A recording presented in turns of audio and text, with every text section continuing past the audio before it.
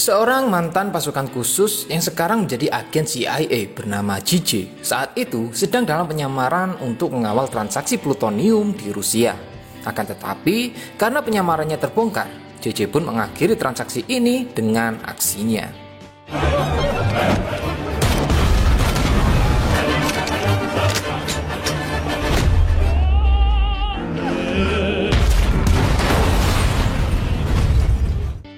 Yang pada akhirnya JJ pun berhasil mengambil alih plutonium tersebut, lalu membawanya ke markas CIA yang berada di Virginia, Amerika Serikat. Di sini JJ mendapatkan sambutan atas keberhasilan misinya, termasuk Bobby, seorang ahli IT yang sangat mengagumi JJ. Namun tidak dengan atasannya bernama Kim, karena misi JJ bukan hanya untuk menghentikan penjualan, namun juga untuk menemukan apa yang diketahui, sehingga CIA bisa membungkam jaringan lainnya. Dan itu sekarang menjadi cukup sulit karena JJ telah membunuh semuanya, kecuali seseorang bernama Azar yang berhasil kabur dengan plutonium yang lain. Ya pada akhirnya Kim pun memutuskan untuk mengistirahatkan JJ sementara. Sesampainya di rumah, ternyata JJ tinggal sendirian bersama ikan cupang kesayangannya yang dia beri nama Blueberry.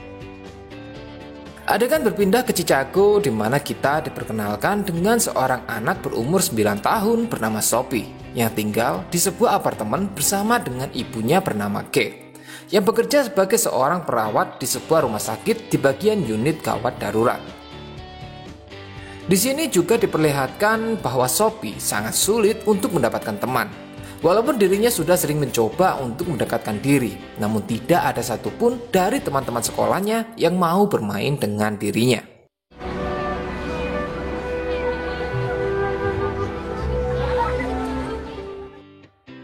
Kembali ke markas CIA, di mana sedang diadakannya meeting untuk membahas target baru yang bernama Victor Marquez, seorang penjual senjata ilegal yang diduga kuat sedang memburu data mengenai rancangan senjata nuklir Soviet. Data itu disembunyikan oleh saudara Victor yang bernama David, dan karena David tidak mau menyerahkan data tersebut, Victor pun akhirnya membunuh David. Kim kemudian memberikan misi ini kepada agen lain, sedangkan JJ diberi tugas bersama dengan Bobby hanya untuk mengawasi keluarga almarhum David, yang tidak lain dan tidak bukan adalah Kate dan juga Sophie. Singkat cerita, JJ bersama Bobby pun akhirnya sampai di Chicago. Do not touch.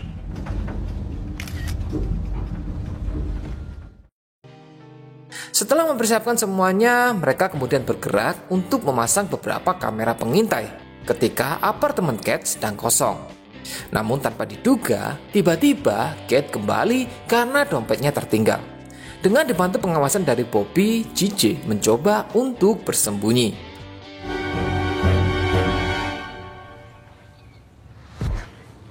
Go, go, go, go.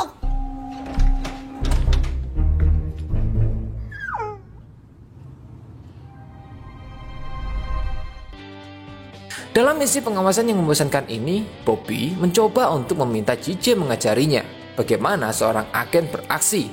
Namun JJ jelas menolak hal tersebut. Field and I'll show you some. Show me a few things, huh? Just in case. Oh. Di malam harinya ketika Kate dan Sophie pulang, terjadi sedikit pertengkaran di mana Kate yang tidak bisa menemani Sophie untuk pergi berseluncur karena terhalang oleh shift kerjanya. Dan karena tidak mau anaknya bersedih, Kate kemudian meminta bantuan dari tetangganya yang adalah pasangan gay bernama Carlos dan juga Todd. Keep an eye on her for you. Don't worry, nothing gets by us. Ain't that right, T? That was a yes too. Keesokan harinya pengintaian JJ dan Bobby akhirnya dibongkar oleh Sophie setelah anjingnya menjatuhkan salah satu bola yang berisi kamera pengintai yang sebelumnya dipasang oleh JJ.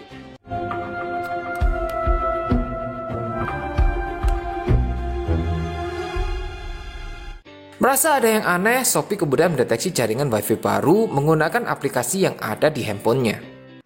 Really intense and stressful. Multiple amputations and blood. She's bratty. Hey, how'd you get in here? Whoa. Okay, she has a camera. She might be streaming. With just one click, I could send this video to everyone. Kim finds out we got made by a 9-year-old, my career's over. What's Kill her. Make it look like an accident.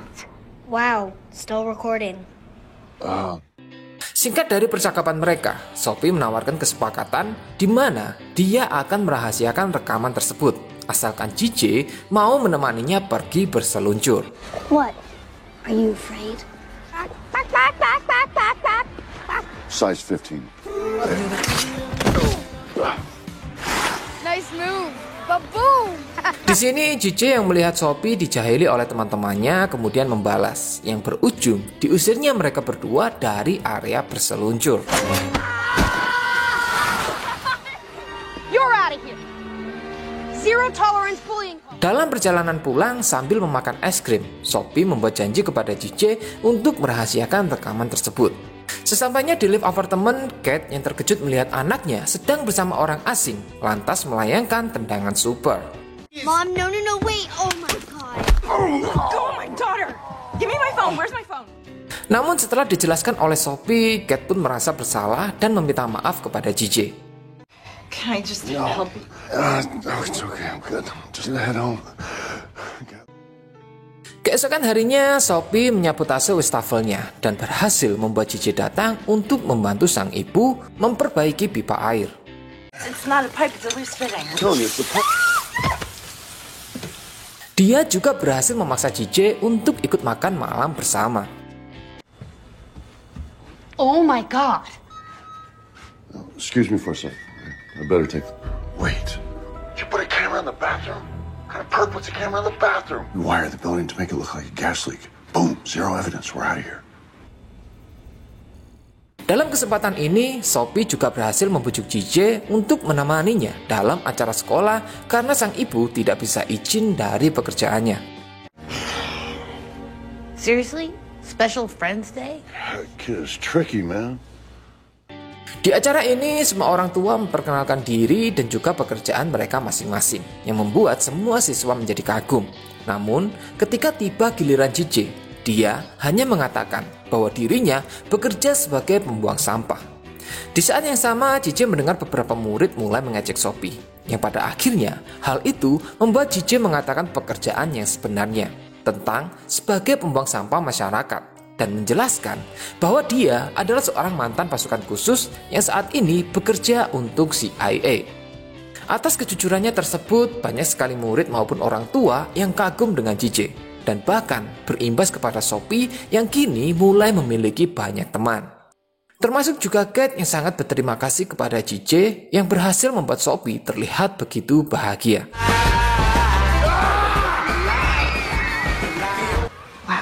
Seems you made quite the impression.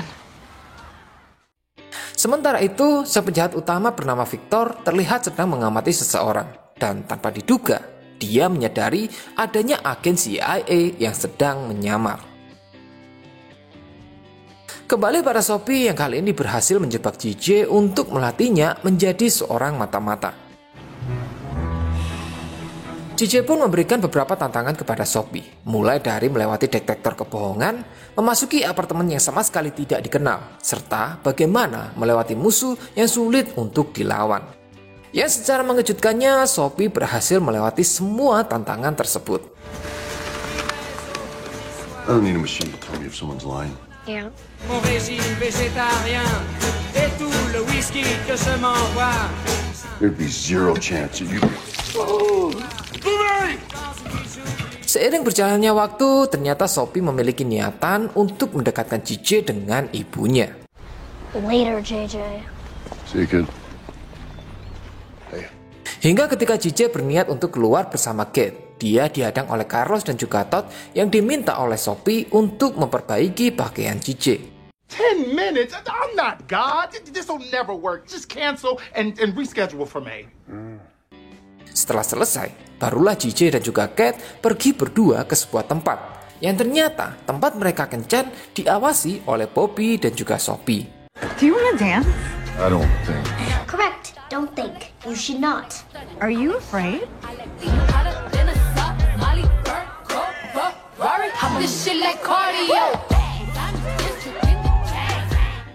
Dan hari-hari berikutnya pun hubungan antara JJ dan juga Kate menjadi semakin dekat.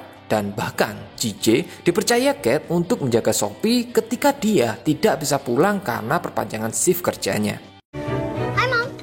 We finished homework, so we made dinner. Yeah? What are we having? Well, Sementara di tempat lain, CIA sedang bergerak untuk menangkap Victor. Akan tetapi, Victor berhasil mengelabui CIA dengan tipuan bom bunuh diri.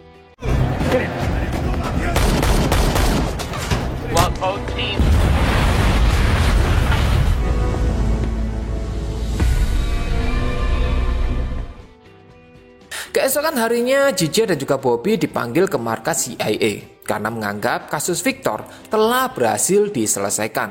Maka dari itu, JJ dan juga Bobby tidak perlu lagi mengawasi keluarga Kate.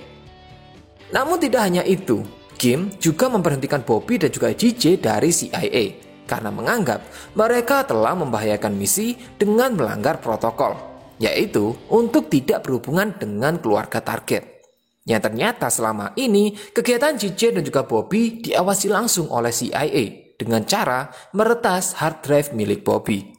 You had to fly us out here to tell us that? It's very expensive. Is email not working? These are tax dollars. Berikutnya mereka pun kembali untuk mengemasi perlengkapan, sedangkan JJ memberanikan diri untuk mengatakan yang sebenarnya kepada Kate. Yang tentu saja hal itu membuat Kate marah besar kepada JJ. we're CIA. I'm so sorry. You're good, JJ. You are really good. I can explain. You knew about this? Leave. The kid and Kate was weak. Malam harinya Sophie mendatangi JJ untuk memberikan hadiah terakhir berupa gambar darinya. Dan ketika JJ mengantarkan Sophie kembali ke apartemennya, tiba-tiba sesuatu terjadi. Mom? Mom, are you okay? What happened? Sophie, go play.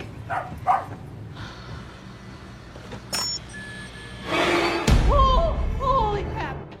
Ya, secara mengejutkannya, Victor mendatangi apartemen Kate untuk mencari keberadaan data rancangan senjata nuklir Soviet yang disembunyikan oleh David di dalam kalung anjing milik Sophie. Sementara itu, Bobby yang menyaksikan kejadian tersebut dari kamera tersembunyi berniat untuk menolong dengan persenjataan milik JJ. Kembali ke apartemen Sophie di mana Carlos dan juga Todd tiba-tiba datang dengan membawa makanan. Yang pada akhirnya diketahui bahwa sebenarnya mereka berdua adalah agen bayaran swasta yang selama ini mengawasi keluarga Kate untuk mencari keberadaan mengenai data rancangan nuklir itu. Dan ketika keadaan sedang memanas, Bobby yang berniat datang untuk menolong tanpa sengaja menjatuhkan senjatanya.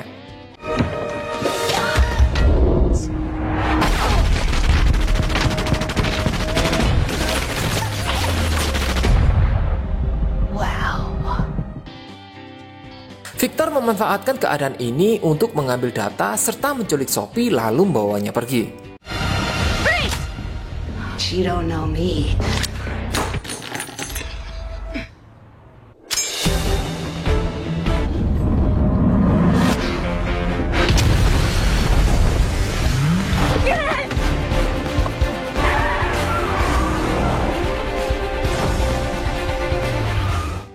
Dan dengan bantuan dari Bobby yang berhasil meretas kamera satelit, mereka pun berhasil mengejar Victor yang saat itu berniat untuk kabur menggunakan pesawat terbang bersama dengan Sophie. Kate, I wouldn't. Hold on.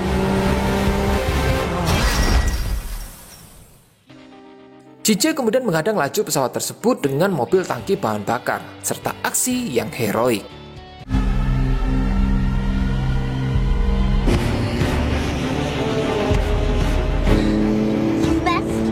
Wrong dude.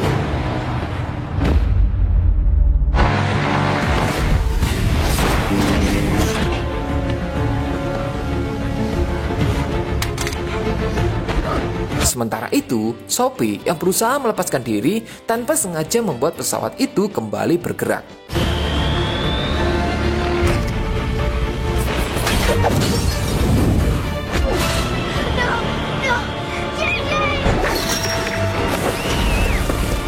Melihat Sophie dalam bahaya, JJ pun bergegas untuk menyelamatkannya. Di sini, Sophie juga sempat mengambil kotak berisi data rancangan nuklir yang terjatuh di dalam pesawat. Yang pada akhirnya mereka berdua pun berhasil keluar. Akan tetapi, Victor kembali menyudutkan mereka, di mana dengan terpaksa, Sophie pun akhirnya memberikan kotak tersebut. Namun di saat yang sama datanglah Cat yang langsung memukul Victor. Not on my side.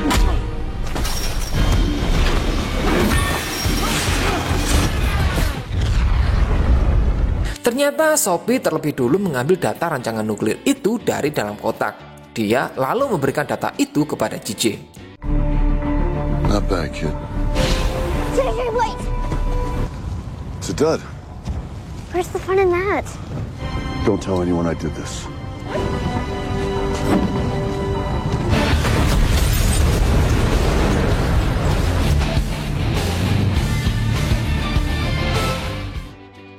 Singkat cerita, atas keberhasilan tersebut, JJ dan juga Bobby mendapatkan sambutan serta mendapatkan kembali pekerjaan mereka di markas CIA. Equal pay. I'm gonna have to talk to someone upstairs about that. There is no upstairs. We are on the top floor.